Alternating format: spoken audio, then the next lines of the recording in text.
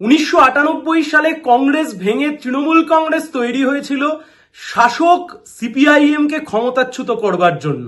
নেপথ্যে ছিল বিজেপি এবং আরএসএস।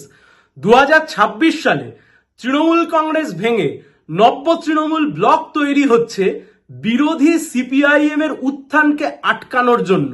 নেপথ্যে আবারও সেই বিজেপি এবং আরএসএস এবং বঙ্গভবনে এই নব্য যে বিরোধী দলনেতা এবং মুখ্যমন্ত্রীর বা পশ্চিমবাংলার মুখ্যমন্ত্রীর স্বল্প সময়ের বৈঠক।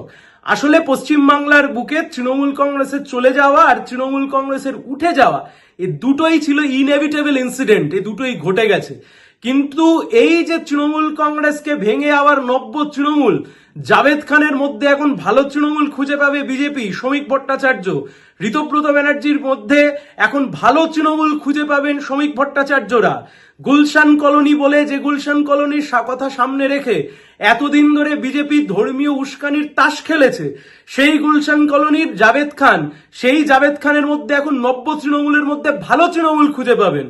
যে ঋতব্রত ব্যানার্জির বিরুদ্ধে ধর্ষণের অভিযোগ রয়েছে বালুরঘাট থানায়, তাদের মধ্যেও এখন নব্য তৃণমূলের মধ্যে ভালো তৃণমূল খুঁজে পাবেন স্বাভাবিকভাবেই। আসলে পশ্চিমবাংলার বুকে বিরোধী বাম ফলতার নির্বাচন প্রমাণ করে দিয়েছে যে বামেদের উত্থান, বিরোধী পরিসর দখল হচ্ছে।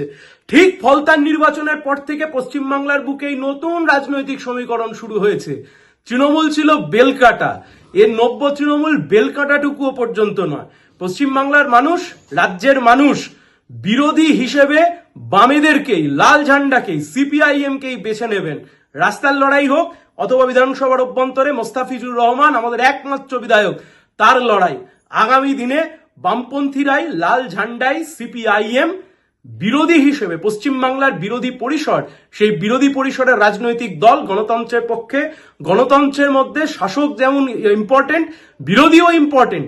সেই বিরোধী পরিসর তৃণমূল 80টা বিধায়ক নিয়েও যে কাজ করতে পারলো না, একজন বিধায়ক নিয়েই সিপিআইএম, লাল ঝান্ডা সেই কাজ করবে।